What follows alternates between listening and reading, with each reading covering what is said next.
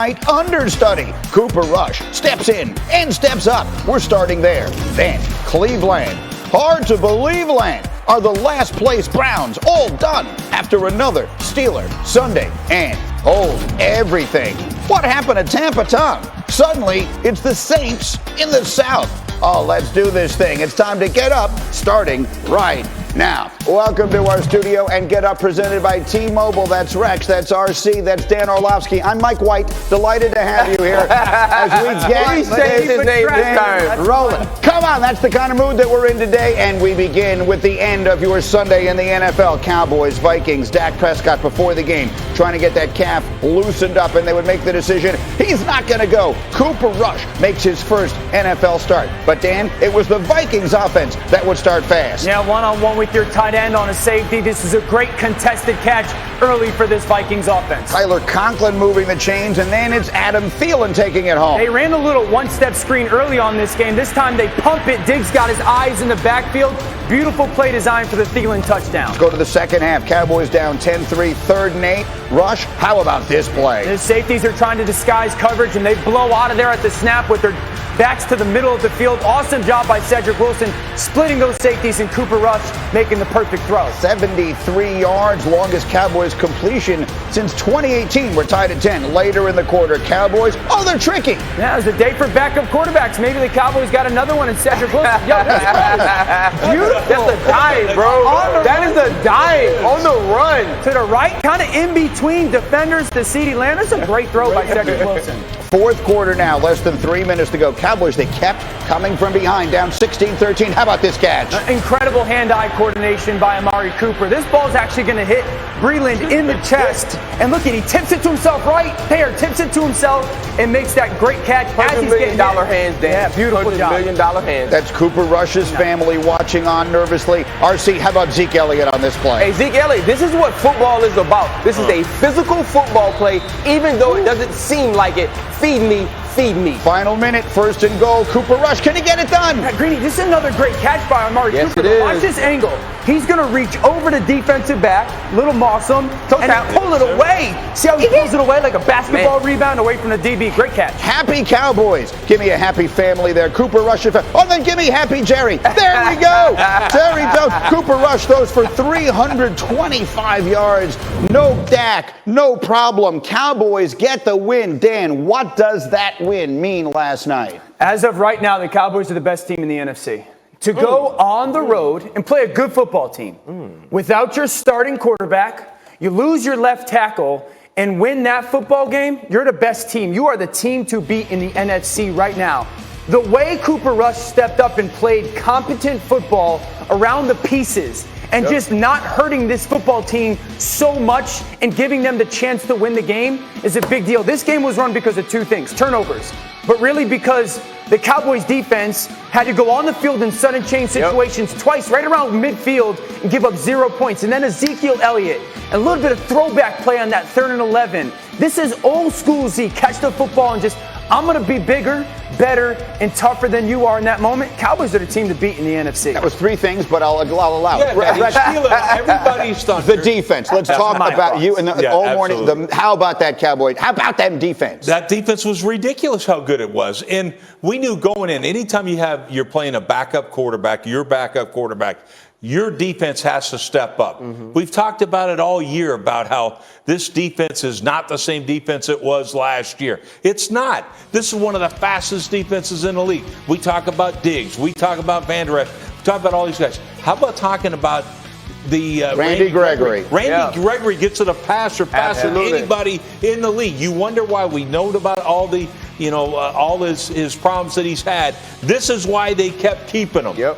And now you're seeing the benefits of it. And to me, that's why Dan can make the statement he can, because they're playing defense. The Dallas Cowboys showed that they're more than Dak Prescott, right? We watched this team without Dak Prescott last year, and they couldn't score points. They couldn't even play defense. And now this team is taking a step up. I'm going to be honest. I picked the Minnesota Vikings before Dak Prescott was out. It wasn't about a bum calf. It wasn't about not having your quarterback. I didn't believe that they could stop the Minnesota Vikings, and they did that. Michael Parsons is an absolute superstar, and it's crazy that we talked about it so much early on in the season, and now we've gotten away from it. Last night he lined up in 4 different positions.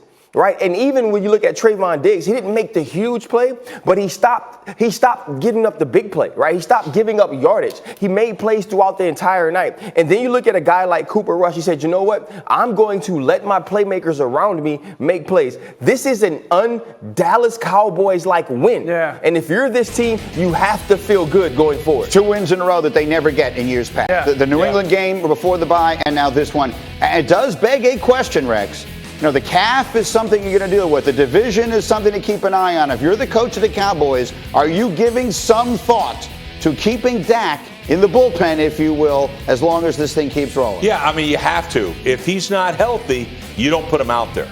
And this was almost like you got a game in hand now. Mm-hmm. Like nobody thought you were going to win that. Hey, listen. It's house money. And so to me, that's why, yes, unless Dak is 100%, don't put him out there. Hey, listen, Greeny, I had a homeboy, right? Yeah. And every time we go out, he'd be like, RC, there's this girl, she really likes me. And every now and then, he'd lose that girl. You know why? Why? Because he'd go chase other girls. And he'd always be like, RC, a bird in the hand is better than two in the bush. Right now, the Dallas Cowboys have a bird in the hand. And it is? So it's Cooper Rush. Oh, yeah. Be extremely smart about what you do with Dak Prescott, because you don't want to lose that girl that was talking to you when you first walked in the club looking for other girls. How do I come after that? I think that when it comes to Dak and the calf, if he's going to tell you that I'm good enough to play and the doctors are going to say, okay, the rest has done its job, then they're going to play Dak Prescott. I thought they made the right decision. But don't you think it's telling, though, that Dak Prescott was able to say, you know what, I don't feel right. Absolutely. You know what I'm saying? I thought I said going into the game, if you go on the road, he does not play and you lose, the season is still ahead of you. If you go into that game, he plays and you lose him, your season is many ways over. They have Denver and Atlanta the next 2 weeks. Are those two games you could win with Cooper Rush? Maybe they are. You can win those two games with Mike Greenberg. That's what I'm with saying. That defense. All right, let me get to the run game. Pittsburgh-Cleveland yesterday. What a dramatic game this was. How about Myles Garrett? Not the Grim Reaper, and he's got all the quarterbacks' names on there. That's messed up. Everybody that he has sacked. And there's his guy. You ever saw him with his shirt off, Dan? Let's talk about this fake here, and let's talk about what happens. Throw the ball, Chris Boswell. Throw it.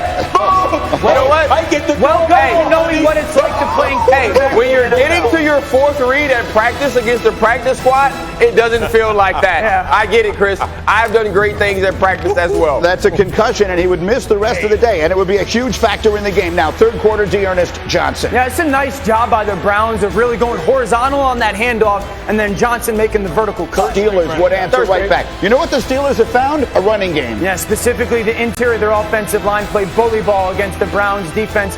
Beautiful job by the push from the Steelers O-line. But they don't have a kicker, Rex, so they're going to go for the two. Just kick it to the flag. And that's on the 2-point conversion after a penalty, so it's from all the way back that there. wasn't good. So it's 10-9. Fourth quarter, Steelers on a crucial fourth down. They're not going to try and kick the field goal. Yeah. They're going to throw it in the end zone. How about Pat Freiermuth?